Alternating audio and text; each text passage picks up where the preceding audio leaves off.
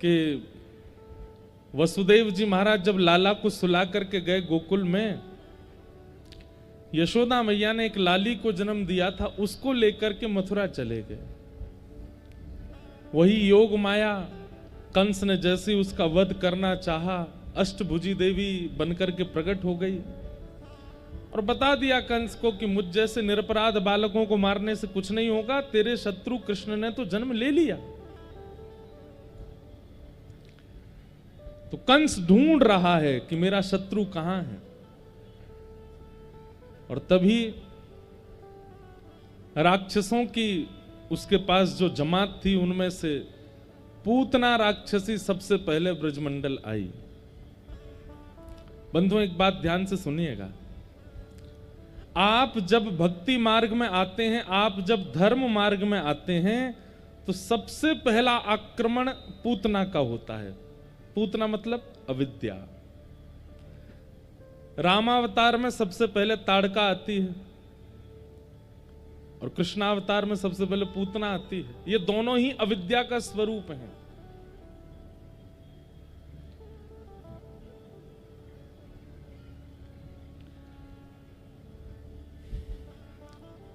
अविद्या सबसे पहला आक्रमण। आप भजन मार्ग में हैं, भक्ति मार्ग में हैं, धर्म मार्ग में हैं, शास्त्र मार्ग में हैं, जिस किसी भी मार्ग से भगवत प्राप्ति करना चाहते हैं, आपके ऊपर सबसे पहला जो बाधा के रूप में रुकावट आएगी वो पूतना है।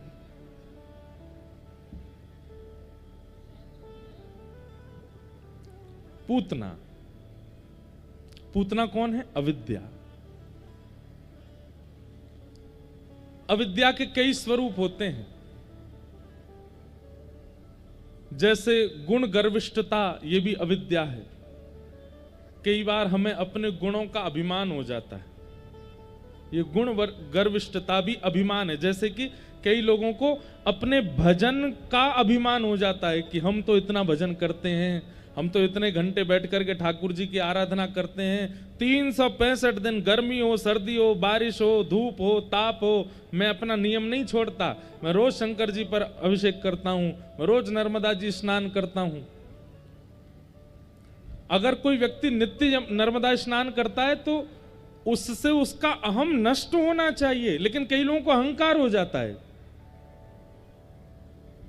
और जब कोई संत महापुरुष या विशिष्ट आते हैं तो उनको बताते और हैं, आपको पता है हम 365 दिन में एक दिन भी नागा नहीं करते हैं, रोज जाते हैं नर्मदा जी स्नान करने, चाहे बाढ़ आई हो।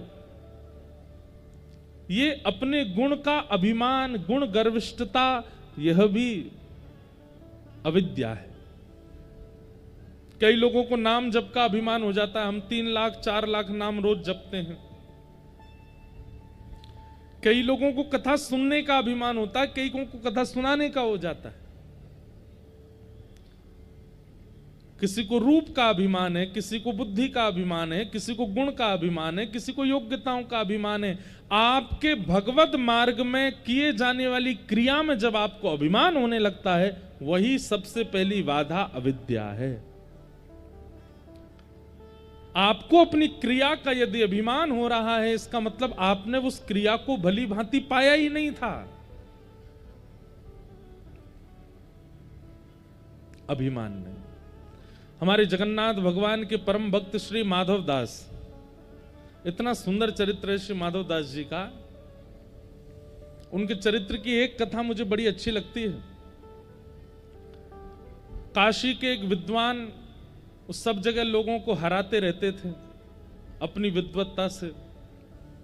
उनको किसी ने कहा, बोले कि हम तुमको विद्वान तब मानेंगे कि तुम जगन्नाथपुरी जाकर के माधव दास को हरा के आओ और उनसे पत्र लिखवा करके उस पर हस्ताक्षर करवा के आओ कि तुम हारे वो या तुम जीते वो हारे, तो हम मानेंगे कि तुम विद्वान हो। माधव दास जी को हराना सामान्य बात नहीं है, बहुत विद्वान है। लेकिन विद्वत्ता के साथ साथ माधव दास जी में ऐसी भक्ति थी कि अपनी विद्वत्ता के गुण को छुपा के रखते थे। बहुत ध्यान से सुनिएगा। उनके रूप, रंग, चाल ढाल, वस्त्रों को देख के कोई कह ही नहीं सकता था कि ये विद्वान है। तो वो काशी के विद्वान आए, पूछते पाछते पहुंच गए माधवदास जी के पास। माधवदास जी ने जैसे ही देखा काशी से ब्राह्मण विद्वान आए, उनका स्वागत किया, चरण प्रक्षालन किए, माल्यार्पण किया, सब सुंदर उनका सम्मान किया।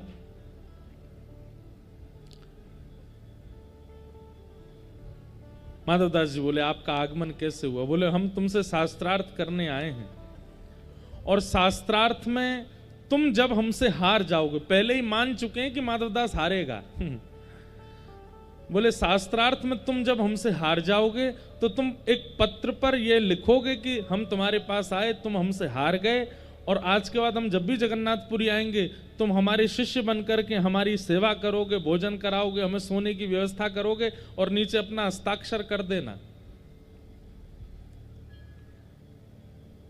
और अगर मैं हार गया, वैसे मैं हारूंगा नहीं, लेकिन मैं हार गया तो मैं भी तुम्हें लिख के दे दूंगा, जब भी तुम काशी आओगे तुम्हारी सब सेवा मैं करूंगा। माधवदास जी बोले, शास्त्रार्थ करने की आवश्यकता क्यों है? मुझे सेवा प्राप्त होगी, आप बार बार जगन्नाथपुरी आकर के मेरे घर की प्रसादी पाएंगे, मुझे सेवा का अवसर देंगे, इसके लिए शास्त्रार्थ की आवश्यकता क्या है? लाइए पत्र दीजिए, मैं लिख देता हूं कि मैं हार गया, आप जीत गए, और हस्ताक्षर कर देता हूं। वैष्णव का स्वभाव है कि जिससे विवाद उत्पन्न हो उससे वो दूर रहता है। कई लोगों को पता होता है कि मेरा ऐसा कहना या मेरा ये बात बोलना घर में विवाद करेगा, वो फिर भी बोल देते हैं।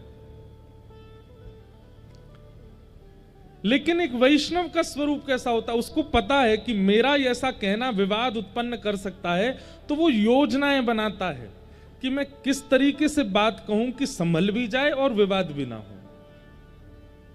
ये एक श्रेष्ठ व्यक्ति का लक्षण। पर कई लोग, उनको चिंता नहीं होती, वो तो तैयारी बैठे होते हैं कि एक आध ईंट पत्थर उड़े, किसी का माथा फूटे, तभी तो सुख मिले। वो बात जाकर के पूरे मोहल्ला को एक कर लेंगे, घर को एक, देखो ऐसा ऐसा ऐसा ऐसा हुआ था, और हो गई महाराज महाभारत। ये वैष्णव का स्वरूप नहीं है, ये ज्ञानी व्यक्ति का लक्षण नहीं है, ये एक श्रेष्ठ व्यक्ति का लक्षण नहीं है। श्रेष्ठ तो विवाद से बचता है, विवाद में नहीं पड़ता। वो शांत रह करके बिना लड़ाई झगड़ा किए उस क्रिया को संभालने का प्रयास करता है। तो माधवदास जी बोले, आप सुनो, पत्र पे मैं लिख देता हूं कि आप जीते, मैं हारा, आज के बाद आपका मैं चेला हूं, आपकी भोजन की व्यवस्था, रहने सहने खाने की सब व्यवस्था मैं करूंगा, नीचे हस्ताक्षर कर देता हूं। ओ नहीं नहीं नहीं नहीं, शास्त्रार्थ करना पड़ेगा। माधवदास जी बोले, शास्त्रार्थ नहीं, आप ले जाओ, आप जीते मैं हारा। क्योंकि माधवदास जानते थे कि ये मुझसे जीत नहीं पाएंगे, लेकिन इनको निराश करके थोड़ी भेजना मुझे। लिख दिया कि आप जीते मैं हारा, और नीचे हस्ताक्षर कर दिए, माधव दास आपका दास। ब्राह्मण देवता रात में सोए, प्रसाद पाया, निकल गए काशी के लिए। काशी में विद्वानों को इकट्ठा किया, हाँ भाई देखो, तुम लोगों ने चुनौती दी थी माधवदास को, देखो मैं लिखवा करके लाया हूं, हरा दिया मैंने उसको। एक उनमें से श्रेष्ठ था, बोले दिखाओ पत्र दिखाओ। माधवदास को हराना सामान्य बात नहीं, बहुत विद्वान है वो बात अलग है। उसके चाल ढाल रूप रहनी से पता नहीं चलता कि वो विद्वान है, क्योंकि उसके अंदर भक्ति का स्वरूप ज्यादा है। अरे लीजिए पढ़िए पत्र, उसने खुद लिखा है। पत्र खोल करके सभा के मध्य पढ़ना शुरू किया। अमुक तिथि पर काशी के अमुक नाम के ब्राह्मण मेरे पास जगन्नाथपुरी आए थे, हम दोनों के बीच शास्त्रार्थ हुआ, और शास्त्रार्थ में काशी से आए ब्राह्मण की भयंकर हार हुई, माधवदास जीत गए। पत्र में उल्टा लिखा था। वो ब्राह्मण जो था खड़ा हो गया, ये क्या पढ़ रहे हो? ये नहीं लिखा उसने लिखा है कि वो हारा मैं जीता। बोले देखो तुम खुद पढ़ो क्या लिखा है। उसने पढ़ा, माधवदास जीते और इनकी घनघोर हार हुई। बोले उसने तो मेरे सामने लिखा था, मैंने एक एक शब्द अपनी आंखों से देखा था, उसने लिखा था कि वो हारा है, मैं जीता हूं। ब्राह्मण बोले लिखा था मतलब? तुम दोनों के बीच शास्त्रार्थ नहीं हुआ था क्या? नहीं, देखिए मैं बताना चाहता हूं, मैं कहा तो था कि शास्त्रार्थ कर, उसी ने मना कर दिया था कि बिना शास्त्रार्थ के मैं हार स्वीकार करता हूं। सब ब्राह्मणों में हंसी हो गई, बोले कि भैया तुम हार के आए हो, स्पष्ट लिखा है। ब्राह्मण दोबारा दौड़े जगन्नाथपुरी के लिए, माधवदास के पास पहुंचे। ए माधवदास, तुझे देख लूंगा मैं, क्या लिखा था इन्हें पत्र में? पत्र माधवदास जी ने बोले लिखी तो मेरी है और लेखनी भी मेरी है, शब्द भी मेरे जैसे ही हैं, पर मेरे नहीं है, ये मैंने नहीं लिखा, मैंने तो हार लिखी थी अपनी, इसमें कैसे जीत गया मैं? ब्राह्मण बोले अब ऐसा नहीं होगा, अब दूसरी क्रिया होगी। क्या? तुमको शास्त्रार्थ करना ही पड़ेगा, और शास्त्रार्थ में जो जीतेगा वो हारने वाले के मुख पर कालीद पोत करके, उसको गधे पर बैठा करके, चप्पलों की माला पहना करके पूरे नगर में घुमाएगा, और हारने वाला चिल्ला चिल्ला करके बोलेगा कि मैं उनसे हारा, मैं अमुक से हारा। सबको पता चलना चाहिए कि तुम हारे, मैं जीता। माधवदास जी बोले देखिए शास्त्रार्थ की जरूरत नहीं है, मुझे स्वीकार है, आप कालीद पोत दीजिए, मेरे गले में चप्पल की माला पहना दीजिए, गधा ले आइए, मैं बैठ करके पूरे नगर में ढिंडोरा पीटने को तैयार हूं कि आप जीते मैं हारा। परंतु अभी मेरे दर्शन का समय है, आप जब तक कालीद और गधे की व्यवस्था करो, मैं थोड़ा दर्शन कर आऊं जगन्नाथ जी का। हाँ तुम जाओ। ये ब्राह्मण गए, धूड़ धाड़ के लाए गधा, कहीं से कालीद स्याही इकट्ठी करी। इतने में ही माधवदास जी निकल करके बाहर आए मंदिर से। अब हुआ यह कि ये माधवदास जी नहीं थे, स्वयं जगन्नाथ जी ही माधवदास जी का रूप धारण करके आए थे। माधवदास तो भीतर दर्शन कर रहे हैं, पर प्रबल प्रेम के पाले पड़कर हरि को नियम बदलते देखा, अपना मान तले टल जाए पर भक्त का मान ना टलते देखा। ठाकुर जी जानते हैं कि माधवदास कालीद पोत करके गधे पे बैठ के घूम आएगा पूरे नगर में, लेकिन मैं कैसे बैठने दूं उसको? मैं नहीं बैठने दूंगा।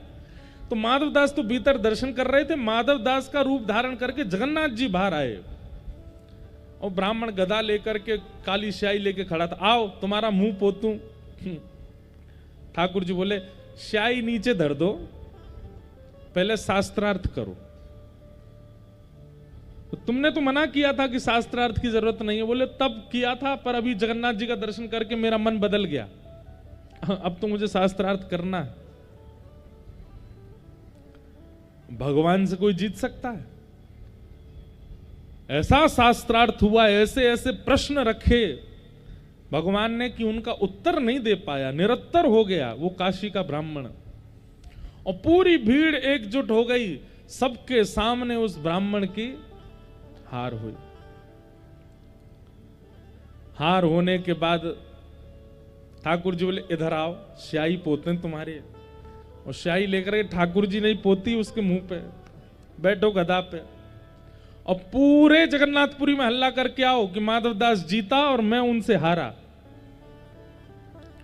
बेचारे वो बैठ गए गधे पे, और पूरे जगन्नाथपुरी में हल्ला करे रोते रोते, माधवदास जीत गया मैं उनसे हार गया, माधवदास जीत गया मैं उनसे हार गया। इतने में ही माधवदास जी, असली माधवदास जी निकल करके आए मंदिर से। जैसे मंदिर से निकल के आए, उन्होंने छोटे छोटे बच्चों से पूछा, एक ब्राह्मण यहां खड़े थे गधा लेकर के, स्याही लेके, कहां है वो? बोले वो तो कालीद मुंह पे पोत करके गधा पे बैठ के डोल रहे हैं पूरे नगर में। हैं अपने आप ही? माधवदास जी दौड़े दौड़े गए, ब्राह्मण देवता आप ये क्या कर रहे हैं? आप क्यों चढ़ गए गधे पे? आपने क्यों अपने मुंह पे पोत ली स्याही? आप नीचे उतरिए, ये अधिकार आपका नहीं है, अभी पहुंचिए अपना मुख। ब्राह्मण चरणों में, नहीं नहीं नहीं माधवदास जी, मैंने अपनी हार स्वीकार कर ली। अब आप ये क्यों स्वीकार की? मैंने तो कुछ कहा ही नहीं आपको, क्यों स्वीकार कर ली? अरे भैया, तुमने जो प्रश्न किए और मेरे प्रश्नों का जो उत्तर तुमने शास्त्रार्थ में दिया, मैं तो तुमको गुरु मान चुका हूं। लिपट गए चरणों से। माधवदास बोले शास्त्रार्थ हुआ कब? समझ गए। दौड़ करके माधवदास जगन्नाथ जी के पास गए और जाके ठाकुर जी से लड़ने लगे, नाथ ये आपने क्या किया। बेचारे एक ब्राह्मण आए थे, केवल उनको जीत की भूख थी, वो केवल अपने जीवन में एक चीज कमाना चाहते हैं कि उनसे सब हार गए, मैं देने को तैयार था अपनी हार, आपने क्यों नहीं देने दिया। महाप्रभु जगन्नाथ जी बोल पड़े, बोले दुनिया का कोई और व्यक्ति देता तो मुझे कोई असर नहीं पड़ता, पर मेरा भक्त क्यों किसी से हारे, और मेरे रहते हुए कैसे हार सकता है, मैं ये नहीं देखूंगा। अरे तुम सामान्य ब्राह्मण होते, विद्वान होते, अपनी हार स्वीकार कर लेते, मुझे प्रसन्नता होती, लेकिन भक्त तो मेरा है, मैं कैसे उसे हारता देख सकता हूं।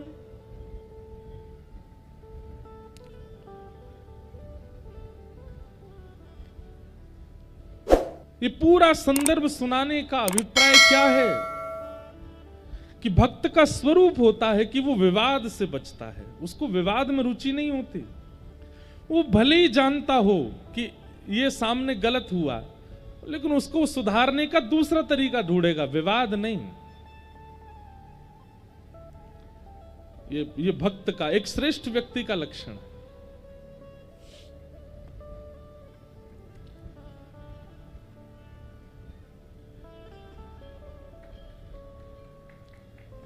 बड़ी देर में समझ आई भैया, अरे ये तो वही बाबा हैं। अद्भुत हैं, ना जाने किस रूप में नारायण आते हैं, हमें तो लगता है ये महादेव ही आते होंगे, कभी यहां ताली बजाते हैं, आज मां बजा रहे हैं। तो भक्ति में, धर्म मार्ग में, भक्ति मार्ग में, ज्ञान मार्ग में, प्रेम मार्ग में सबसे पहली बाधा के रूप में आपके सामने आती है पूतना। पूतना यानी कि अविद्या। और अविद्या का एक रूप क्या है, अपने गुण की गर्विष्ठता, अपने गुण का आपको अभिमान होने लग जाए। अविद्या का दूसरा स्वरूप क्या है,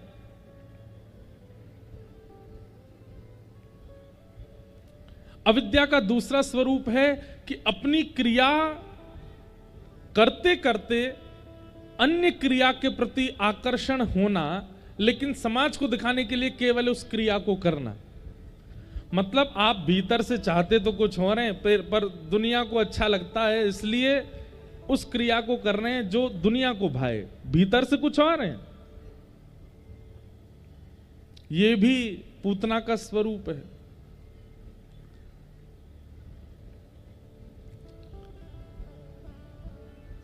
अविद्या। पूतना आई गोकुल, और जैसे ही पूतना का गोकुल आगमन हुआ, सब ब्रजवासी नाच रहे थे, नंद घरानंद भयो जय कन्हैया लाल की, सब नृत्य कर रहे थे।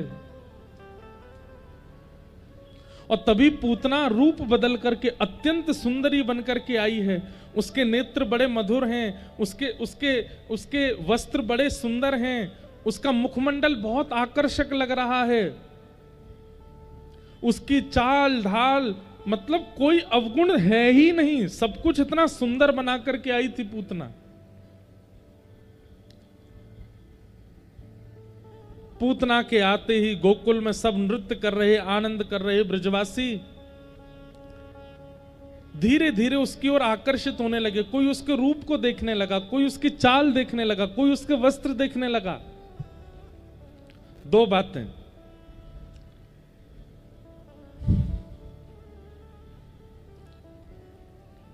आप जैसे हैं वैसे अगर ठाकुर जी के सामने प्रस्तुत नहीं होते हैं, बदल करके जाते हैं स्वयं को, तो ये पूतना है।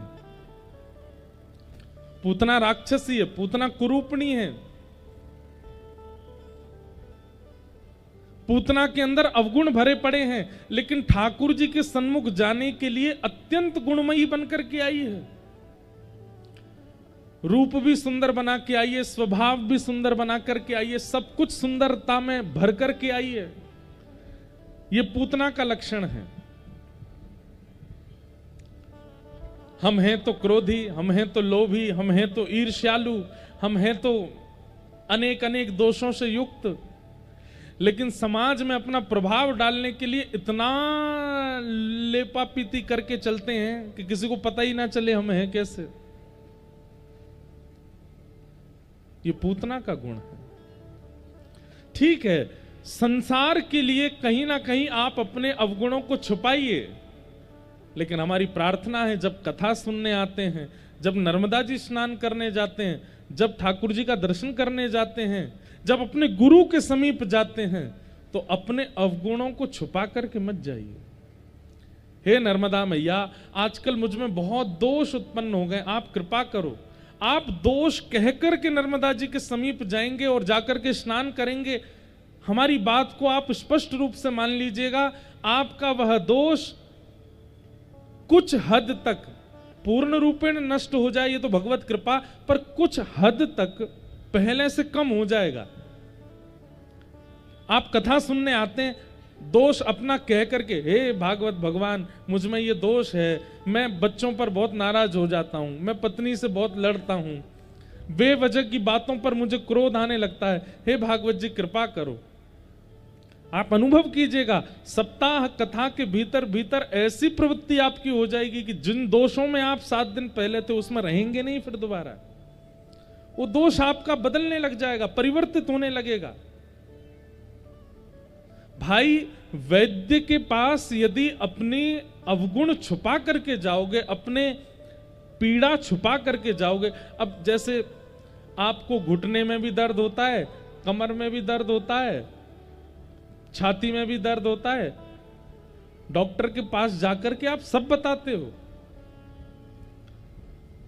अगर डॉक्टर से केवल कहेंगे हमारी छाती में दर्द होता है, घुटने और कमर का नहीं बताओगे, तो वो पीड़ा कभी दूर होगी? कभी दूर नहीं होगी। ठाकुर जी के सन्मुख तो अपने अवगुणों का प्रस्तुतिकरण करो कि हे नाथ, कौन कुटिल खल कामी मौसम, कौन कुटिल खल कामी मौसम, कौन कुटिल खल कामी मौसम,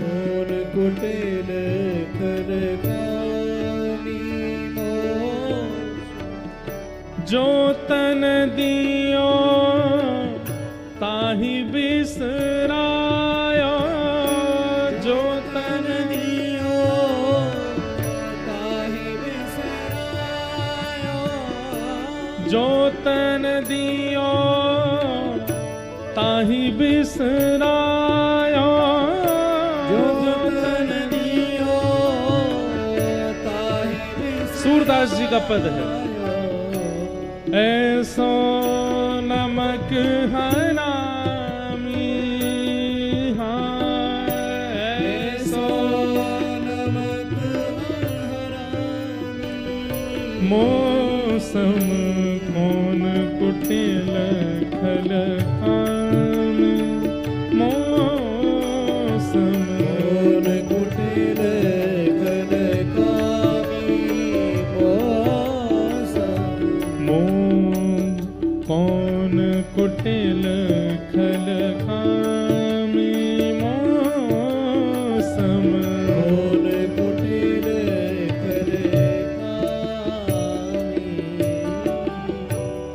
भरी भरी उदर विषय को धार्यो, भरी भरी उदर विषय को धारो, भरी भरी उदर विषय को धारो, भरी भरी उदर विषय को धारो। हाँ जैसे सुकर ग्रामी,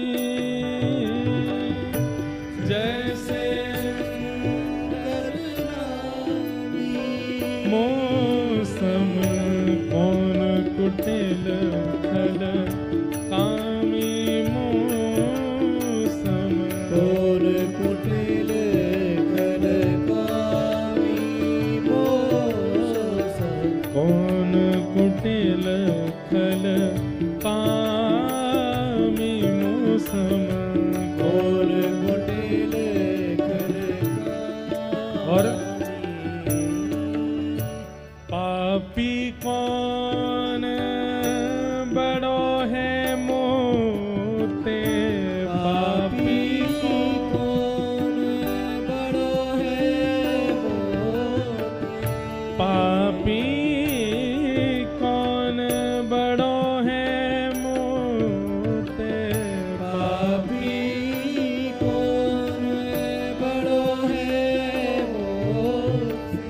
सब पति तन को स्वामी मैं तो सब पति तन को स्वामी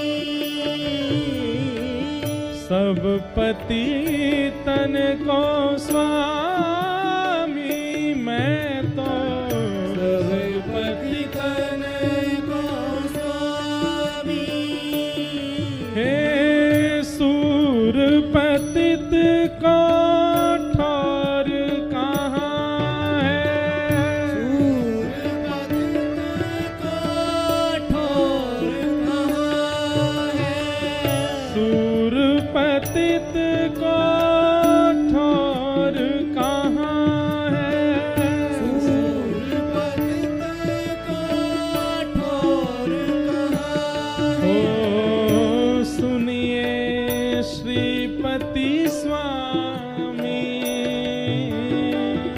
सुनिए श्रीपति स्वामी मौसम कौन कुटिल खल कामी मौसम कौन कुटिल खल कामी मौसम कौन कुटिल खल कामी मौसम कौन कुटिल खल कामी मौसम कौन कुटिल खल कामी मौसम कौन कुटिल खल कामी ये शब्द किसी सामान्य व्यक्ति के नहीं है, सूरदास जी कह रहे हैं,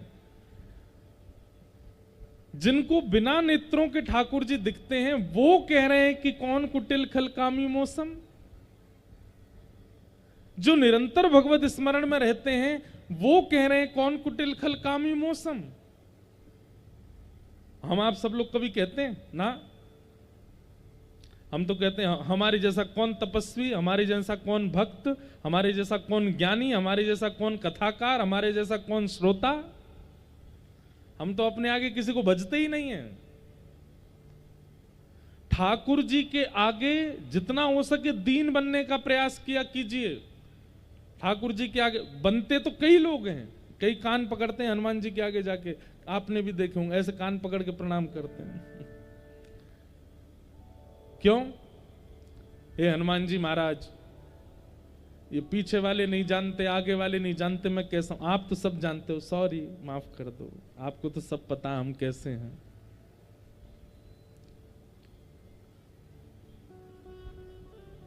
ठाकुर जी के आगे स्वीकारीकरण अपने दोष का, अपने अवगुण का बहुत आवश्यक है।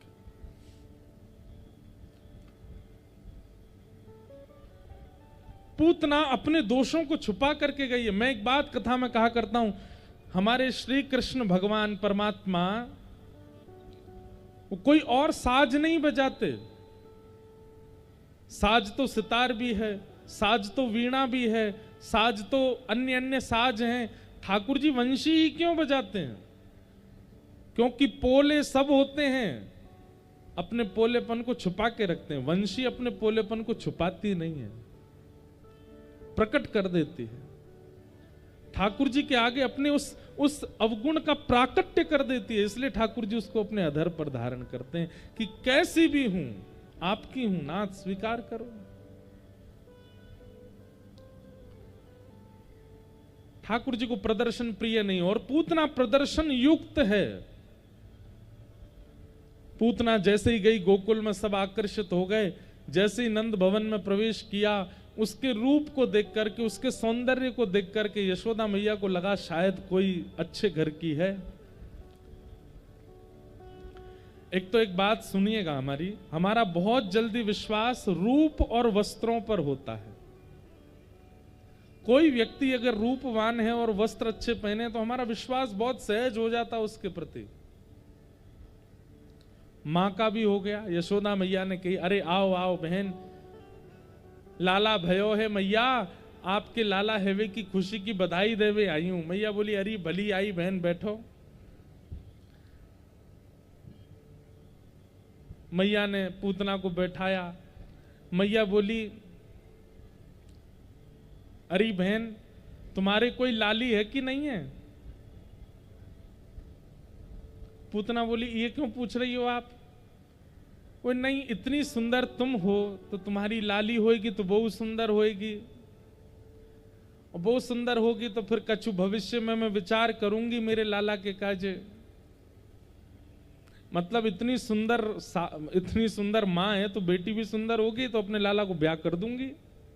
यशोदा मैया ये सोच रही है। 6 दिन के ठाकुर जी गोद में पौड़े पौड़े अंगड़ाई लेने लगे, मानो मनी मन मैया से कह रहे हो, मैया छोरी थे तो बाद में देखियो, पहले तो सास को असली रूप तो दिखाऊं। ये जाए तू मेरे सास बनाना चाह रही है कैसी? रूप और वस्त्रों पर बहुत जल्दी विश्वास होता है। ये होता है प्रभाव पर विश्वास होना। प्रभाव पर विश्वास करके किसी से संबंध बनाओगे तो पछताओगे।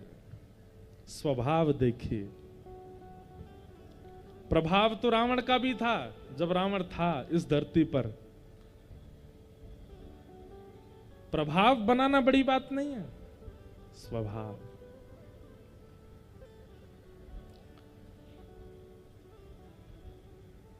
पूतना को गोद में ठाकुर जी को दे दिया और कुछ गोपियां आकर के यशोदा मैया को बाहर ले गई किसी कार्य से।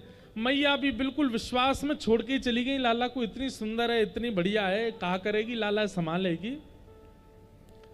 जैसे यशोदा मैया बाहर गई, पूतना ने तुरंत अपना पयोधर भगवान के मुख में दिया। जैसे ही भगवान ने उसके पयोधर को मुख में धारण किया, पहले तो उसके विष को पिया। विष को पीने के बाद ठाकुर जी ने उसके दुग्ध को पिया, रस तत्वों को पिया, पुण्यों को पिया, पापों को पिया, सबको ठाकुर जी पान करने लगे। और पीते पीते गाढ़म कराभ्याम भगवान प्रपीड्यत प्राणै समं रोष समन्वितो पिबत। ठाकुर जी ने जैसे ही पीते पीते पीते उसके प्राणों को पीना शुरू किया, व्याकुल हो गई पूतना, घबरा गई पूतना। सामुंच मुंचाल मित प्रभाषणी, मुंच मुंच चिल्लाने लगी, छोड़ अरे बालक छोड़, अरे बालक छोड़। लेकिन ठाकुर जी ने इतना कसकर के पूतना को पकड़ा है, और ठाकुर जी जाकू पकड़ लें वो छुड़ा सके? भगवान ने उसके प्राणों को पिया, अपने वास्तविक रूप में परिवर्तित हो गई, विशाल रूप धारण कर लिया, और पूतना का शरीर नंद भवन के पीछे प्राण त्याग करके धड़ाम से गिरी पूतना। जोर की आवाज हुई, सब ब्रजवासी घबरा गए, कहा भयो कहा भयो। दौड़ करके गए तो देखो नंद भवन के पीछे विशाल राक्षसी पूतना मरी पड़ी है। सबने सबसे पहले तो नंद भवन में जाके देखी, लाला कहाँ है? ये राक्षसी कहां से आई गई? इतनी बड़ी राक्षसी नेक्से से भवन में कैसे घुस गई भीतर? भीतर जाके ठाकुर जी के कक्ष में देखा, ठाकुर जी तो नहीं थे वहां पे। सब समझ गए, बोले यही राक्षसी लेवे आई होगी। अरे देखो ठाकुर जी कहाँ है? अरे देखो नंद को लाला कहाँ है? ढूंढवे पे मिले, ठाकुर जी तो बाकी छाती पे बैठे हैं, छोटे से 6 दिना के लाला पड़े भय। ऊपर चढ़ करके ठाकुर जी को नीचे उतारा। सब गोपियां ब्रजवासी लेकर के लाला को गौशाला गईं। गौमूत्रेण स्नापित्वा पुनर्गौरज सार्भकम। गौमूत्र से स्नान करा करके गौ खुर में लगे हुए रज को ठाकुर जी के 12 अंगों में प्रस्तुत किया। भगवान के नाम से भगवान को झाड़ा लगा रही हैं गोपियां। बंधुओं, गाय कौन है? गैया वैद्य है, ठाकुर जी की वैद्य है, हमारी भी वैद्य है। लेकिन हमने उसको, उसके स्वरूप को पहचाना नहीं। विशाल राक्षसी मर गई। सब ब्रजवासी सोचने लगे, भैया इतनी बड़ी राक्षसी कहां से आई गई?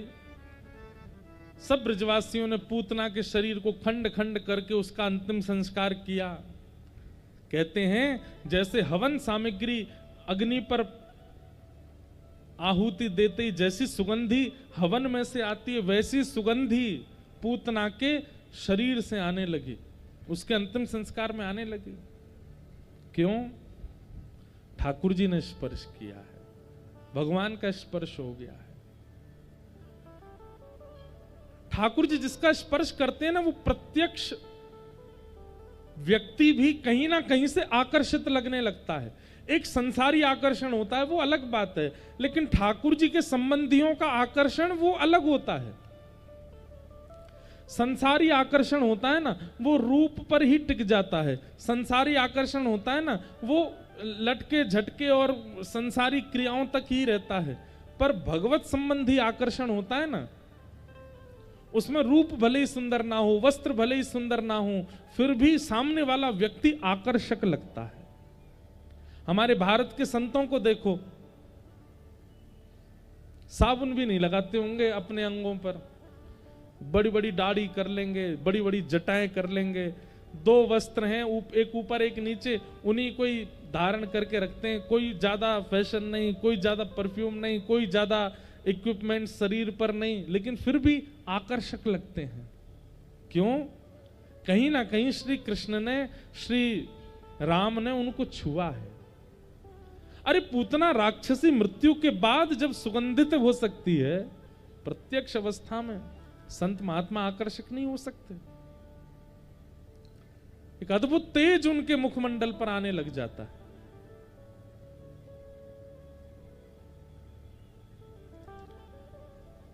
पूतना लोक बालग्नि राक्षसी रुधिरासना जिघांक्षयापि हरे स्तनम दत्वापसद्गतिम।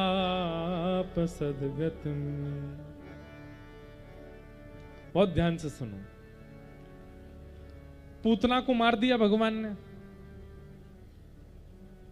भगवान को मारने वाला पाप करने के लिए आई पूतना, ठाकुर जी को मारने आई थी, लेकिन पूतना को नरक नहीं मिला। पूतना नरक नहीं गई है। होना तो ये चाहिए था, सवन में तो ये आना चाहिए था कि पूतना नरक गई, लेकिन पूतना को नरक की प्राप्ति नहीं हुई। तो अहो बकीयम स्तनकालकूटम जिघांक्षयापा यदप्य साध्वी लेभे गतिम धात रुचिताम ततोन्यम कंबादयालुम शरणम ब्रजेम। बंधुओं, एक बात हमारी बहुत ध्यान से सुनिएगा। आज हमको आप लोग बहुत कम दिख रहे हो, लेकिन फिर भी हम अंदाजे से ही बोल रहे हैं। आप लोग सुन लो ऊपर नीचे अपनी नार करके। ठाकुर जी की आराधना यदि करते हो, भगवान की सेवा अगर आप करते हो, श्री कृष्ण को अपना मानते हो, तो आपके अंदर महीना डेढ़ महीना में ठाकुर जी के गुण आने चाहिए। और कोई गुण आए चाहे नहीं आए, लेकिन ये गुण तो जरूर आना चाहिए। कौन सा गुण? ठाकुर जी और मानव में अंतर क्या है? भगवान में और मानव में अंतर क्या है? मानव कितने भी श्रेष्ठ व्यक्ति से मिलेगा, उसमें अवगुण पहले देखेगा, गुण बाद में देखेगा। पर ठाकुर जी गुण पहले देखते हैं, अवगुण बाद में देखते हैं। आप लोग हमारी बात से राजी होंगे? नहीं नहीं, ताली से राजी पना थोड़ी करवाना है। हम खुद विचार करके देखो, अपने ऊपर ही लागू करके देखो। आप पहली बार जिस टीचर से मिले होंगे, आपके स्कूल में कोई नया टीचर आया होगा, उसकी क्लास में एंट्री होते ही सबसे पहले उसमें अवगुण ही देखे होंगे अपने मित्रों। देख, ये तो ऐसी है, ये तो ऐसा है। जिनके ब्याह हो चुके हैं, ब्याह के समय भी एक संदर्भ होता है, घर के लोग लड़का देखने जाते हैं, लड़की देखने जाते हैं, और जब लड़का लड़की देख करके वापस अपनी गाड़ी में आके बैठते हैं वापस निकलने को, तो गाड़ी में फिर चर्चा होती है उनकी।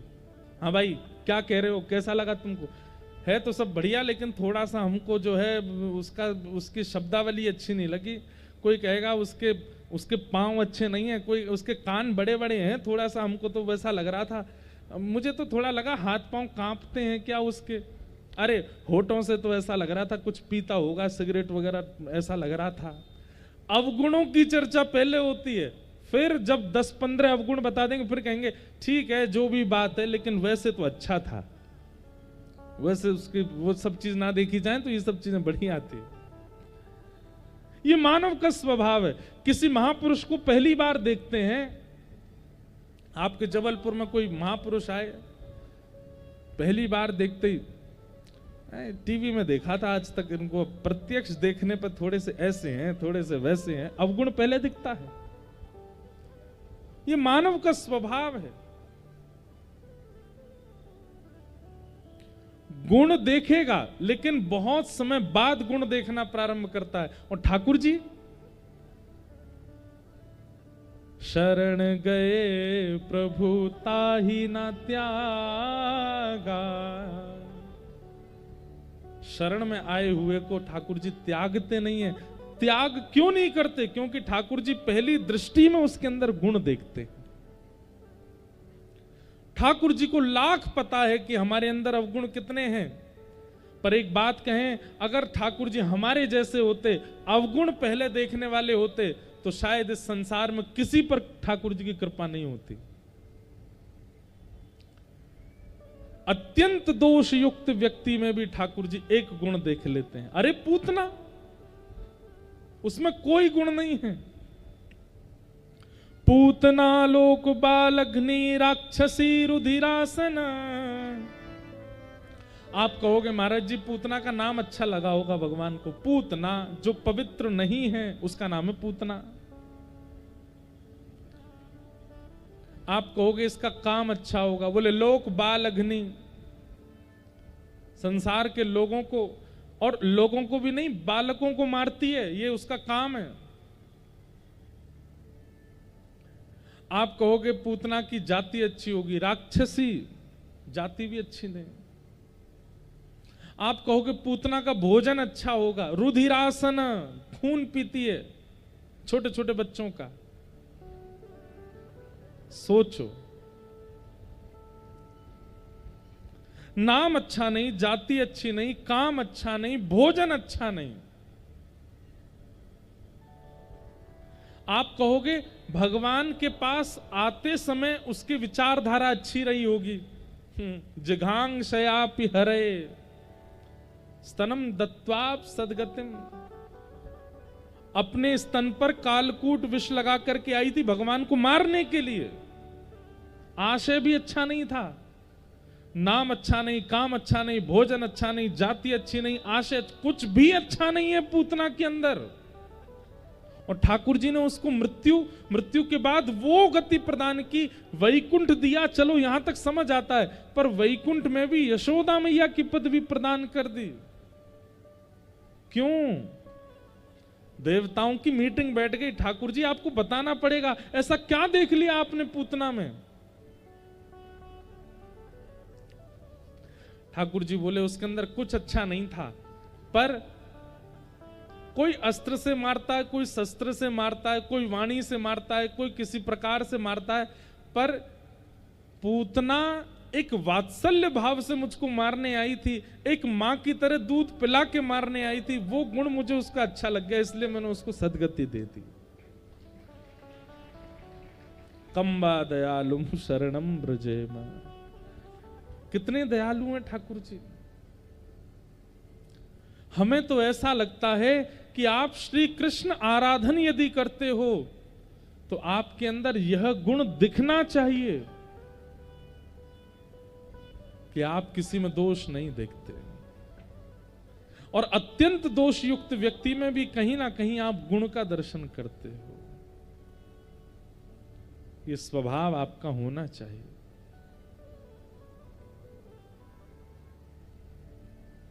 लेकिन हमारे ब्रज के एक महापुरुष हुए बिंदु जी महाराज, वो ठाकुर जी से लड़ते झगड़ते थोड़ी नोक झोंक में एक बात कहते हैं, हे ठाकुर जी आप अब बदल गए हो, हमने रामायण में, भागवत में आपकी बड़ी महिमा सुनी। आप पहले राक्षसों पर, भक्तों पर इतनी कृपा करते थे, इतना अनुग्रह करते थे, इतना सब कुछ मंगल करते थे, पर आजकल आपका स्वभाव बदल गया है। बहुत ध्यान से सुनिएगा। मेरा अत्यंत प्रिय पदों में एक पद ये बहुत प्रिय लगता है मुझे। क्या वह स्वभाव पहला सरकार अब नहीं है? क्या वह स्वभाव पहला सरकार अब नहीं? भैया ये बात हर कोई नहीं बोल सकता। जिसने ठाकुर जी से बहुत प्रेम किया है वही कह सकता है। ठाकुर जी आप बदल गए हो। श्रीमद् भागवत में जब भ्रमर गीत आता है, भ्रमर गीत में गोपियां ठाकुर जी को सुनाती हैं और वहां कितव कहकर के ठाकुर जी को पुकारती हैं। कपटी, ये शब्द कौन प्रयोग कर सकता है? जिसने अत्यंत प्रेम किया हो वही आपको ऐसा कह सकता है। बिंदु जी महाराज कह रहे हैं ठाकुर जी आपका स्वभाव पहले बहुत बढ़िया था। जटायु के समय आपका स्वभाव अच्छा था, हनुमान जी के समय आपका स्वभाव अच्छा था, रावण के कुंभकर्ण के समय स्वभाव अच्छा था, पूतना के समय स्वभाव अच्छा था। अब हमारे समय आप थोड़े से बदल गए हो। उनके अवगुण नजरअंदाज करके आपने कृपा की, हम पर कब करोगे नाथ? करते अभी भी हैं ठाकुर जी, लेकिन फिर भी एक शिकायत है। क्या वह स्वभाव पहला सरकार अब नहीं है? गाइए। वह स्वभाव पहला सरकार अब नहीं है। तो हम दीनों के वास्ते क्या दरबार अब नहीं है? दीनों के वास्ते क्या दरबार अब नहीं है? क्या तो दयालु मेरी दृढ़ दीनता नहीं है? या तो दयालु मेरी दृढ़ दीनता नहीं है। या तो दयालु मेरी दृढ़ दीनता नहीं है? या तो दयालु मेरी दृढ़ दीनता नहीं है। या दीनों की तुम्हें ही दरकार अब नहीं है? या दीनों की तुम्हें भी दरकार अब नहीं है। ओ, क्या वह स्वभाव पहला सरकार अब नहीं है? या वे स्वभाव पहला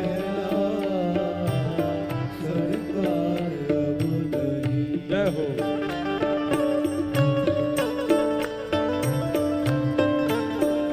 करताल बजा के गाओ।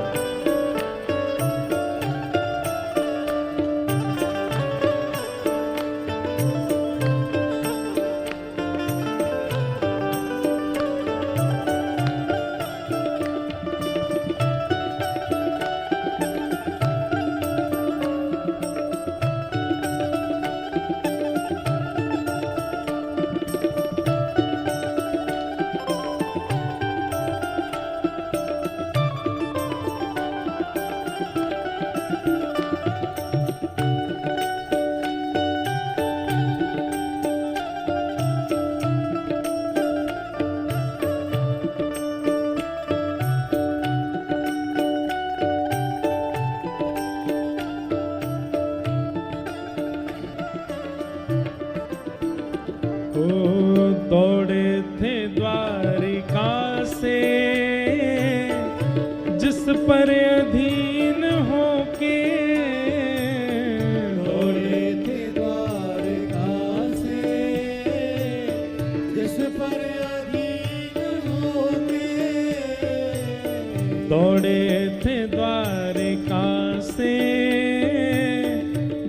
पर अधीन होके दौड़े थे द्वारका से, जिस पर अधीन होके। कब दौड़े थे ठाकुर जी? जब पांडवों की भरी सभा में कौरव निर्वस्त्र कर रहे थे द्रौपदी को। द्रौपदी ने अपने 5 पतियों से अपनी रक्षा की गुहार की, लेकिन 5 ने रक्षा नहीं की।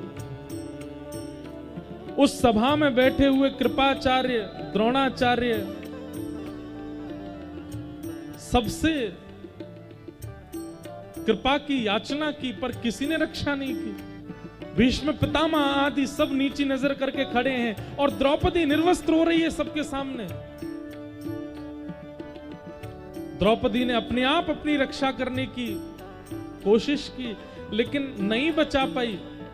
और जब बस निर्वस्त्र होने की कगार पर है, निर्वस्त्र होने वाली है, उस समय अंतिम क्षण में दोनों भुजा उठा करके, हे कृष्ण द्वारिका वासिन क्वासी क्वासी महाभुजा, द्वारिकाधीश को जैसे भुजा उठा करके पुकारा, हे कृष्ण तुम कहां हो? ये कौरव मुझे मेरे साथ अत्याचार कर रहे हैं। किम न पश्यसि केशव, क्या आपको दिखाई नहीं देता? अपनी अंतिम स्थिति में ठाकुर जी को जैसे दोनों भुजा उठा करके पुकारा, यहां दुशासन खींच ही रहा है, बस निर्वस्त्र होना ही है द्रौपदी को। अब उसी समय वशन रूप भय श्याम, वस्त्र बनकर के ठाकुर जी आ गए। दुशासन की भुजा थकित मई खींचते खींचते हार गया, द्रौपदी को निर्वस्त्र नहीं कर पाया। दौड़े थे द्वारिका से, जिस पर अधीन होके, दौड़े थे द्वारका से, जिस पर अधीन होके। उस अश्रु बिंदु से भी क्या प्यार अब नहीं है। उस अश्रु बिंदु से भी क्या प्यार अब नहीं है। ओ क्या वह स्वभाव पहला सरकार अब नहीं है।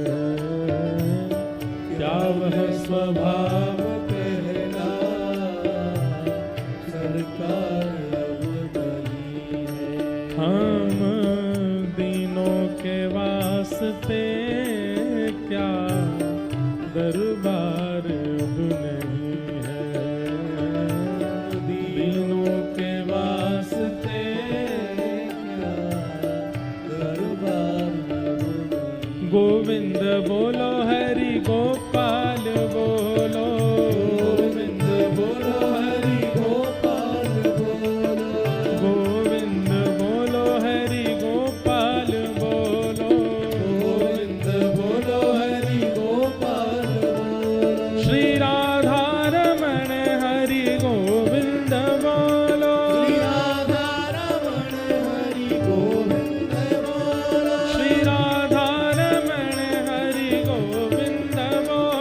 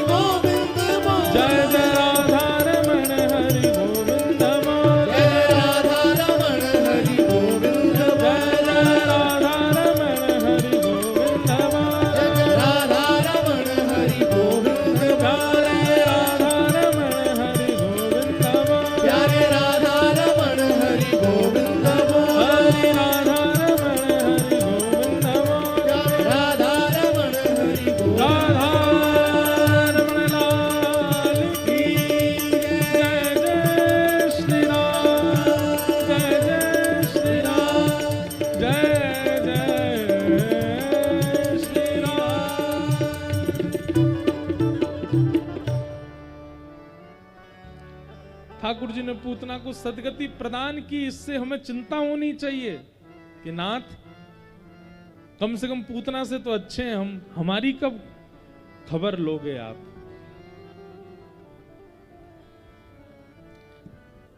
पूतना पर भगवान ने कृपा की। धीरे धीरे ठाकुर जी 3 महीना के भये।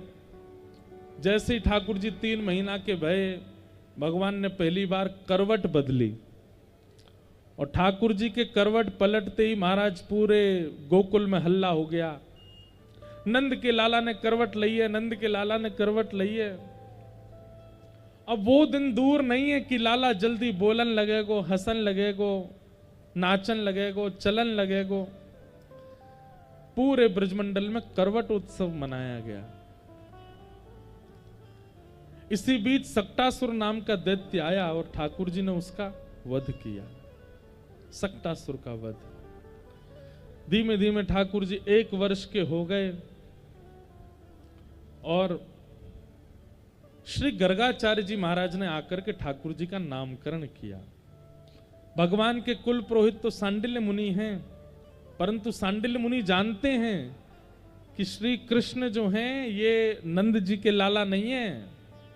हम नंद बाबा के कुल पुरोहित हैं और इनके कुल पुरोहित गर्गाचार्य हैं। लेकिन ये बात किसी को पता भी ना चले और गर्गाचार्य से ही ठाकुर जी का नामकरण संस्कार हो जाए, ऐसी योजना सांडिल्य मुनि ने बनाई। और वो योजना पूर्ण हुई। गर्गाचार्य जी ने ठाकुर जी का नामकरण किया।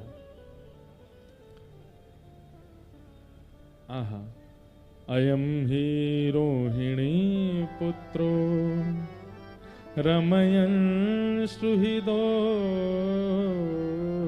गुणैः आख्यास्यते रामेति बलाधिक्यात् बलं विदुः। यशोदा मैया अपनी गोद में बलराम जी को लेकर के बैठी थी और रोहिणी मैया अपनी गोद में बालकृष्ण को लेकर के बैठी हैं। दोनों माताएं अदला बदली करके बैठी हैं। क्यों? पतो तो करें जी गर्गाचार्य कछु जाने की ना जाने, ऐसी आगो है हमारे लालान को नामकरण करवे। माताओं को संशय है हमारी कुल पुरोहित तो सांडिल्य मुनि है, वो तो आए ही नहीं है, और जी गर्गाचार्य पतो ना कछु जाने की ना जाने। आहा, लेकिन गर्गाचार्य जी महाराज तुरंत बोले, हे यशोदा मैया, आपकी गोद में जो लाला बैठा ये आपका नहीं है, अयम ही रोहिणी पुत्र, ये तो रोहिणी जी को लाला है। या फिर ऐसा कहो कि बालक तो सुव्यवस्थित थे। गर्गाचार्य जी कह रहे हैं ये रोहिणी नंदन जो हैं इनका नाम मैं राम रखता हूं, लेकिन बल की अधिकता होने के कारण पूरा विश्व इनको बलराम कहकर के पुकारेगा। बोलो बलराम जी महाराज की जय। और अब दृष्टि जैसे ही पड़ी रोहिणी जी की गोद में बैठे हुए बाल कृष्ण के ऊपर, गर्गाचार्य जी की समाधि हो गई, समाधि लग गई। ऐसी समाधि लगी कि माता यशोदा चिंता में पड़ गई। बाबा कहाँ है गो? सांस रुक गई, आंखें पलक नहीं झपक रही हैं, मुंह खुला रह गया। क्यों? क्योंकि जैसे ही ठाकुर जी के मुखमंडल की ओर गर्गाचार्य जी ने देखा, वे तो ज्योतिष शास्त्र के प्रणेता हैं गर्गाचार्य। वो तो रूप देख करके, नैन नक्श देख करके पूरा भविष्य क्या पिछले 7 जन्मों की, आगे के 7 जन्मों की बता देंगे। गर्गाचार्य जी ने जैसे ही ठाकुर जी के मुखमंडल की ओर देखा, पहचान गए। बोले ये तो कोई बालक आदि तो नहीं है, साक्षात नारायण है।